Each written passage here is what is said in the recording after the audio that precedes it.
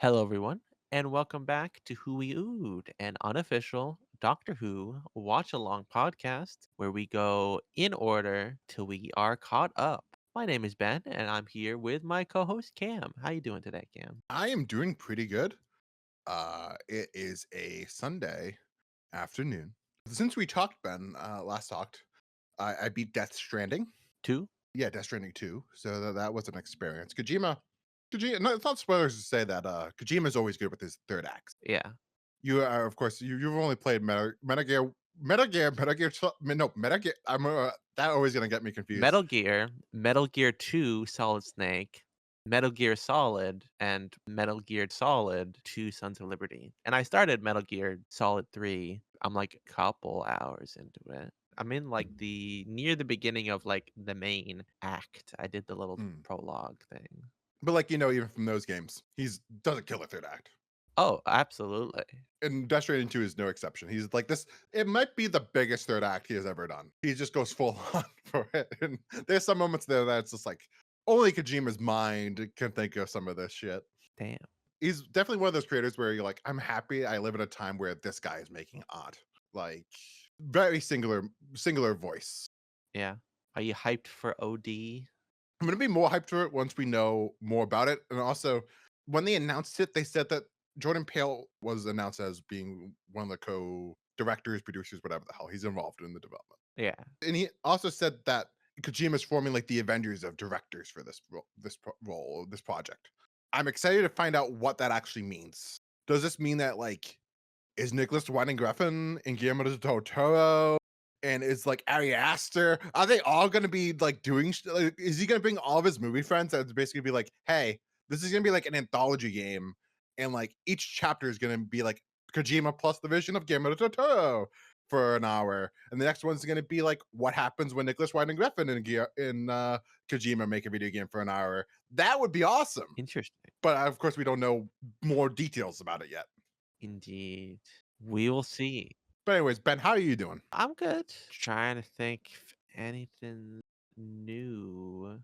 Not really. You saw Fantastic Four. What do you think of Fantastic Four, Ben? Oh, it was good. Pretty good. It's kind of apples to oranges, but I liked Superman better. Fantastic Four, it felt like there was like 20 minutes missing in the movie.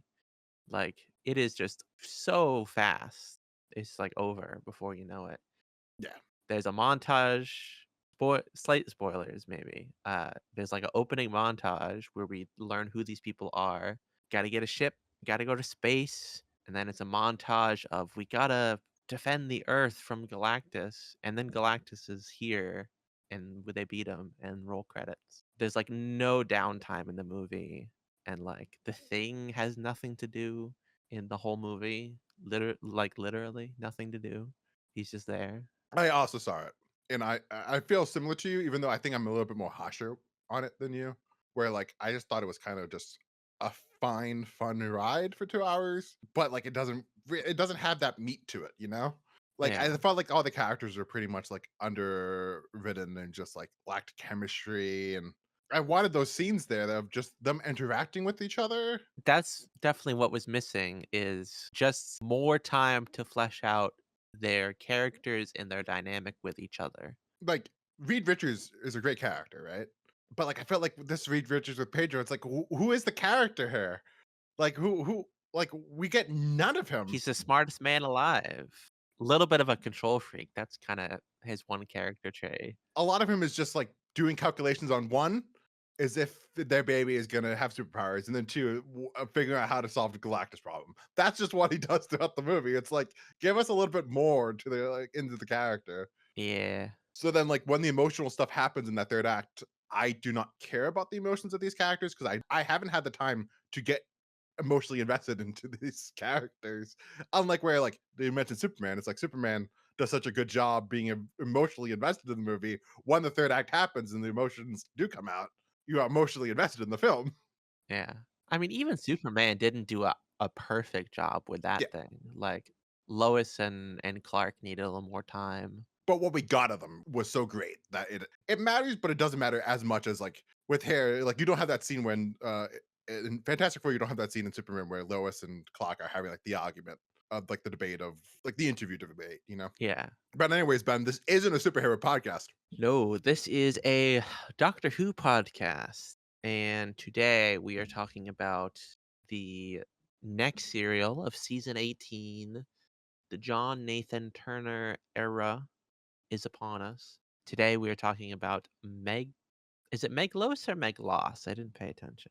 I think I'm going to say Meglos. Meglos. I don't think enough people would be invested enough to tell you the difference, Ben.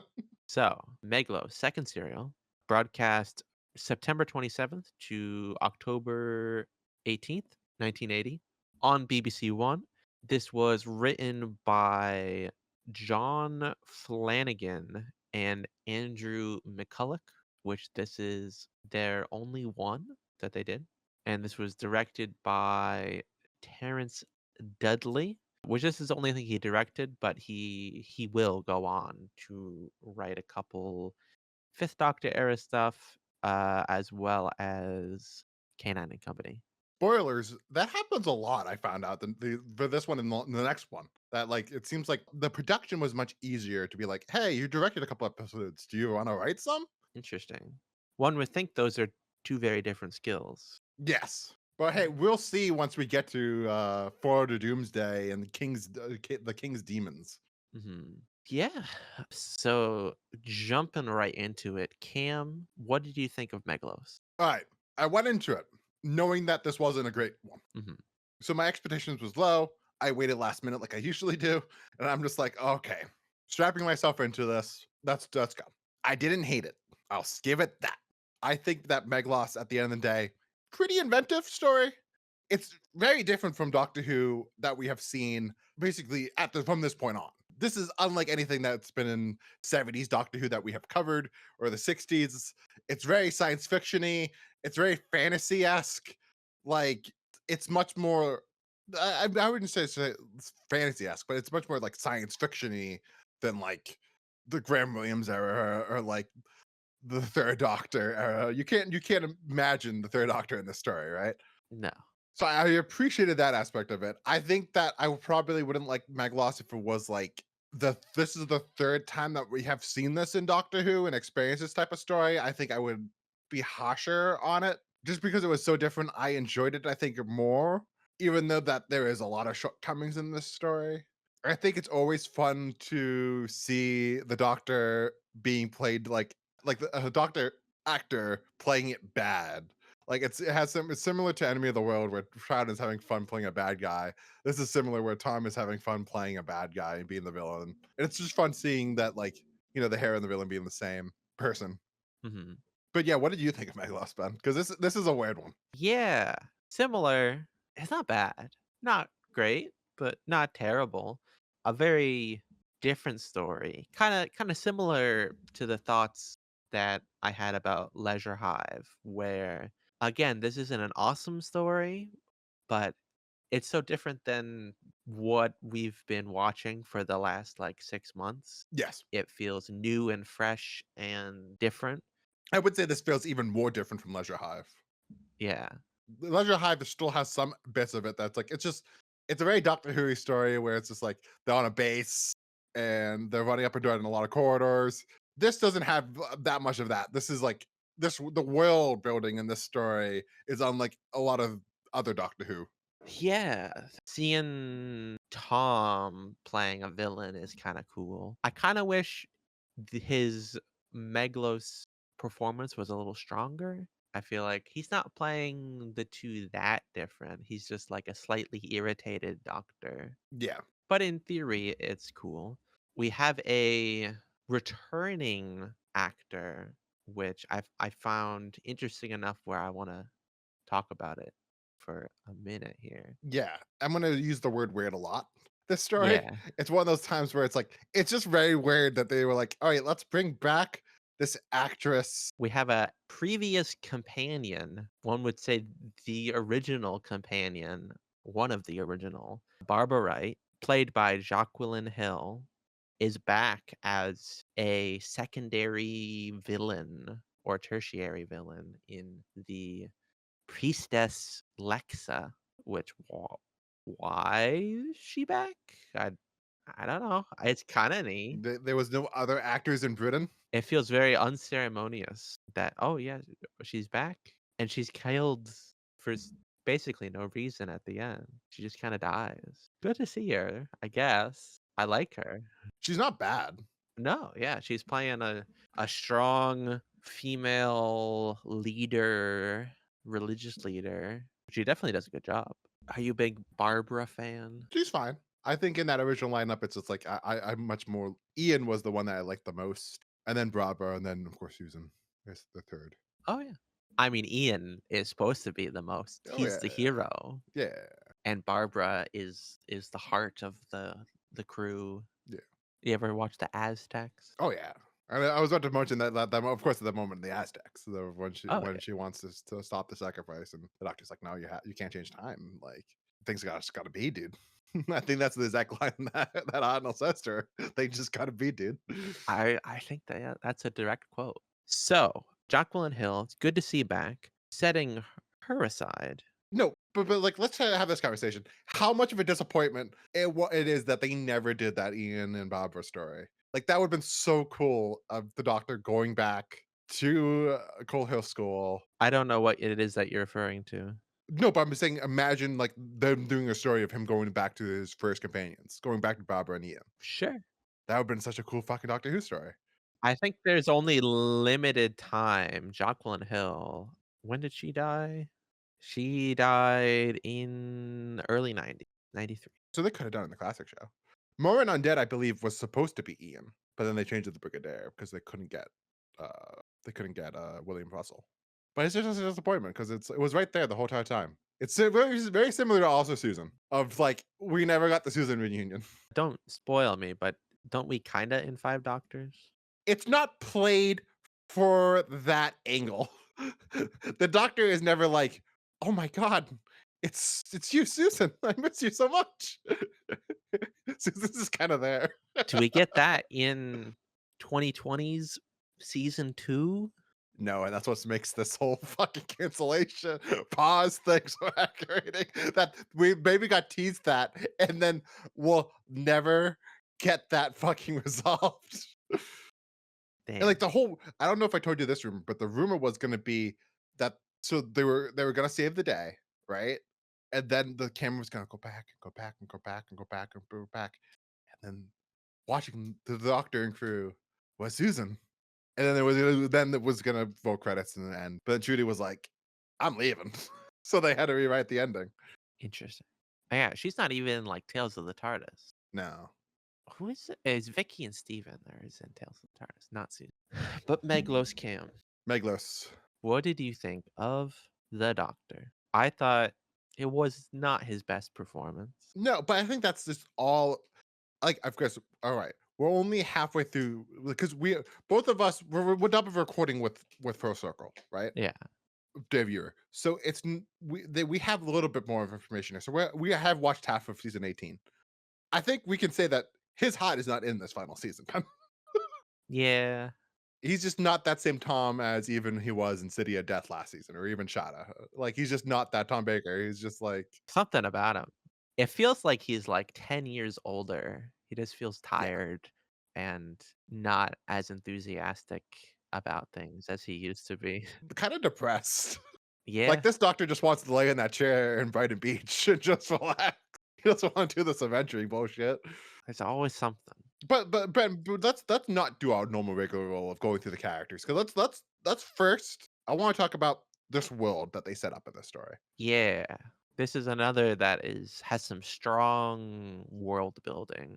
Real quick though, I want to mention that K9 got the short end of the stick again. How frustrated were you, Ben, that after the death of K9 supposedly last season, I mean not last season, last serial, they brought him back this serial. I was fine with it, but all he does is get lost in the jungle, run out of power, and then be carried around by Romana. It's so funny that like he's so close to Romana, and he's just like battery is low, have to go back. Yeah, But yeah, no, I think it's cool a lot of the stuff that like they're worshiping like this power. the dodecahedron. Like that's cool and let like there's a two-sided there's this two-sided political aspect to it, and then there's also like, the whole like nuked, destroyed part of the planet. Like that's all the stuff that's interesting that adds flavor to the story that makes it not as boring as probably it would be when we're talking about A, B, C, D, E, F, G.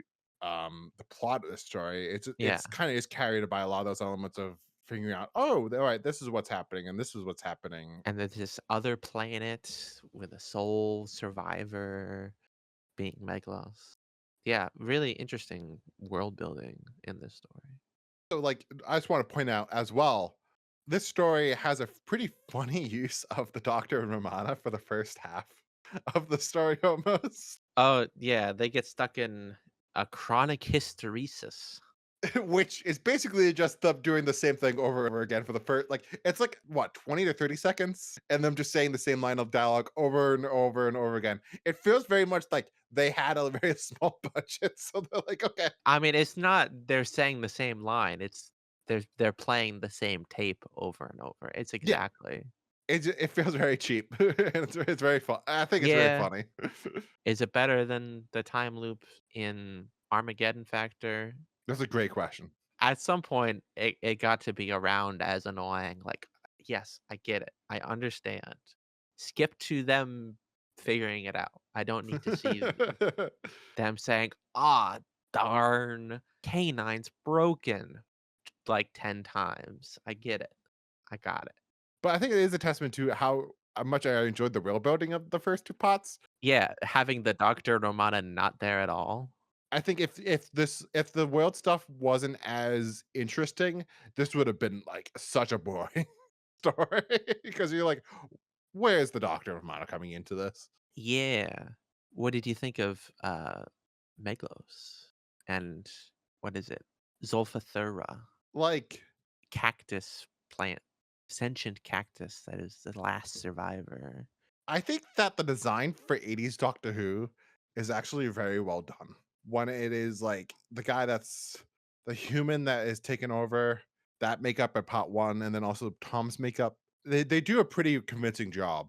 You could imagine a world where, especially in 80s Doctor Who, that looks even worse. I suppose. It does look like a cactus man. Doesn't look great, but it could definitely look worse. We've seen worse special effects, Ben. Oh, much worse. I don't know. I dig it. It's funny, and it's not. I shouldn't say funny, but it's fun. It's goofy, but the character itself, as I never found the character of Meglos to be that interesting and that Yeah. much of a, like a threat to what's going on. As well as, like you said, Tom's performance. Even though it is fun to see him playing the bad guy role, he's not giving it his all. It's not like this. He's not camping it up and being goofily bad. He isn't no salamander. He's No. just kind of like, well, gentlemen, we are gonna invade and steal the dodecahedron. Yeah, you can kind of just tell that Tom is just he's done. But interesting dynamic with having the doctor not instantly trusted because there's a doppelganger running around causing mischief. But also, let's talk about this then. It's so weird that this one person in this planet, what's his that character's name? Oh, his old friend Yeah. Zastor. But that character knows of the doctor, is friends with the doctor enough to call him to say, "Hey, I need you to deal with this issue on our planet," which is not really something that the doctor does that much. He's not like the senator that like comes and says, "Hey, I'm gonna solve the politics of this planet." He does that every now and then, like Peladon. But he kind of just stumbled upon Peladon both times, if I remember correctly. For this one, it's like, oh, we have to call the doctor to have a time lord to help us. Oh yeah, they're very aware that he is a time lord. Yeah. Interesting. Yeah, but like Vamana is just fine in the story. There's nothing really that memorable about Vamana in the Nah, story per se. I still think that Lala Ward is she's in that same camp as the actress that plays Leela. Louise Jameson. Yeah, she's in a similar camp of Louis Jameson, where she's kind of is too good of an actor for the role that she is. That like she is like there was one line of dialogue in this that she's just like she gives it her all. It's like Jesus Christ, that line of dialogue does not warrant that good of a line read. Yeah, she's definitely a great actor who is let down a little bit by the script. What do you think of the mercenary band. That's one of those aspects of the story where I'm like, is this needed? No. Like, what it should have been, like, ways to improve this is they get introduced in part one. They awaken Meglos or whatever the hell that happens in part one. I forget exactly how that scene goes down. Meglos put out like a bounty for a Earth human that he needed, and they were bringing that to him, Yeah, yeah. and they form a unsteady alliance. But it shouldn't be that. It should just be like Meglos takes over the human, and then he should just be like, I don't need you guys anymore, and kills them. Yeah. And then it's like you establish the threat of like, no, this guy is a menace. Yeah. I mean, Meglos isn't really that intimidating at the end of the day. Like, at the end, he gets mistaken for the doctor, and they just kinda grab him, and there's nothing he can really do. Yeah. And like you could have had fun with the cactus spikes that he could have been like, cha, cha, like they stung him, it's like poisonous or some shit. Yeah. Or, like, shoot out the needles or Yeah. something. Like you could have had fun with that. But that's very much, I think, a new Who type of thing. The classic Who is much more like it's not as action packed. The question is then, should Meglos is the being, but a Zolfathurian, should they return in New Who? Did you see that on Wikipedia? It says that Gareth Roberts at one point for the Doctor Who story, The Lodger, wanted to make it a sequel to the story, I did not see that. which is insane. Interesting. Well, what else is there to talk about? Nothing really else. It's just kind of just a fine story. It's nothing that great, but it's nothing that bad. Like I said, I think it has a lot of bonus points of just being different from what we have seen. It's not like a no horns and Nyman scenario where we've seen this story like 8 times now. Yeah, Get me out of here. absolutely. What do you think was the best special effect? I would say it's the Meglos like cactus effect. Like that, I think I like that special effects makeup. I think it's goofy and fun. I thought the like CSO like model work, part one in particular, little less so in part four, where they're walking around Megalos's planet. And there's like camera movement. I thought it pretty much worked. I bought that they were in the place that they were supposed to be Hmm. and not just on a green screen. See, my worst special effect would be that moment, and when you talk about when they're on the planet, Really. that I think that just looked bad. What do you think is the worst special effect in your opinion? Said Meglos. Interesting. So we have the complete opposite. We'll see if that happens again. Interesting. Well, you ready to talk about cliffhangers? Yes. Why are the cliffhangers, man? First, the doctor gets trapped in a chronic hysteresis, and the Megalos takes on his form, planning to visit Tigella. Two, Romana stumbles upon the mercenaries and their ship, and their leader yells, "Kill her! She's seen too much." And third, the doctor is about to be sacrificed to appeal to the Tigellan's I want to god. take a pause real quick, Ben, on cliffhangers. I wanted just to talk about this. So when you were reading off the cliffhangers, Ben, I was reading the I was you know how Wikipedia has like the citations. Sure. So I went to that citation of how the Lodger was supposed to be a Meglos sequel. They were gonna continue with the Doctor being in the not the Doctor, but like the companion was gonna be in time loop, right? Then they were gonna have like the villain of it just being another Zofar Thurman shapeshifter creature, right? And they said that, and it's so at one point it was gonna be an old woman that was in like the Meglos, like a modern day Meglos version of that makeup. It was gonna be called Miss Meglos. Really? It's a shame they didn't go through with it, but that would have been hilarious. Such a shame. But anyways, Ben, back to cliffhangers. Which is the best? I would say that first one. Yeah, I would agree. Introducing the doppelganger. Yeah. So, Cam, how would you rate Meglos? Great question, man. Do I prefer this over the Pirate Planet? I prefer this to Pirate Planet. Do I prefer this to Stones of Blood? I prefer Stones of Blood. I'm gonna go with 7.6. You liked it more than Leisure Hive? Yeah, I liked it a little bit more than Leisure Hive, I would say. Oh, oh. That's a great point, Ben. Did I fuck this all up? I might have fucked this all up. I give Leisure Hive a little bit too low. Cause like, Do you actually like Leisure Hive more? honestly, I'm gonna do the move of I'm gonna rate them both a 7.4. They're both kind of on the similar wavelengths of just being the same. Yeah. I think it's pretty close. I think I like Leisure Hive slightly more. So I'm gonna give it a 7.5 for an average rating of 7.45. And talking about the polls, Doctor Who Magazine has done a poll every decade or so. Starting from most recent in 2023, it was at 39th. In 2014, it was at number 40. 2009, it was 39. And 98, it was 38. So consistently in the bottom five. In 2014, last time they did a full poll, it was ranked number 231 out of 241. So pretty low. I don't think it's that bad. You people are insane. Yeah, this is only above Underworld and Horns of Nyman. Like, come on, Like guys. Power This of Kroll is 38. This is better than Power of Kroll. this is better than Nightmare of Eden. Like, this is better than Creature from the Pit. This is even better than like the Invasion of Time. At least in my opinion. Oh yeah, you also thought it was better than Invasion of Time, right? I liked it more than you. Oh yeah, you did like it more than no, you rated it a little bit higher than me. You were 7.4, so you gave it 7.5, so you think that this is a little bit better than Invasion of Time. Just do you hold with that statement, Ben? Would you rather watch this than Invasion of Time? I mean, it's pretty close, honestly. Well, close enough that's a point one in your ratings difference. Yeah, they're pretty comparable. I didn't hate Invasion at Time, I did.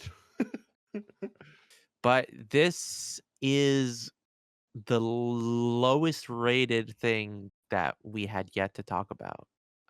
The next lowest is Full Circle, and that's like at the midway point. So it should be all uphill from here. And then the next one that's in like the bottom 10, it's Time Flight then.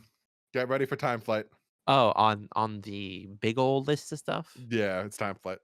That's a Fifth Yeah, Doctor. that's very early. That's his first season. That's the last episode of season 19. We will see. Somebody corrected us once of being like, "Well, I think I said episode," and they were like, "It's a serial." Yeah, for Underworld. Like, I understand. I get what you're saying. That's like it's technically a serial, but like, come on, we can say that it's an episode. Yeah. You know? I think having that language being equivalent for like one episode of the new show Yeah, is equivalent to a serial in the classic show. yeah. Like, no one's going to say, oh, part two of Invasion of Time is my favorite episode. No, you're just going to say, which serial is the best episode. But yeah, so it'll be a while for Time Flight. So next week we will be talking about Full Circle, which will include the introduction of a new companion. Get ready for him, Oh, my body is ready. Patrick. So tune in next week and have a wonderful rest of your day. Peace out, everyone.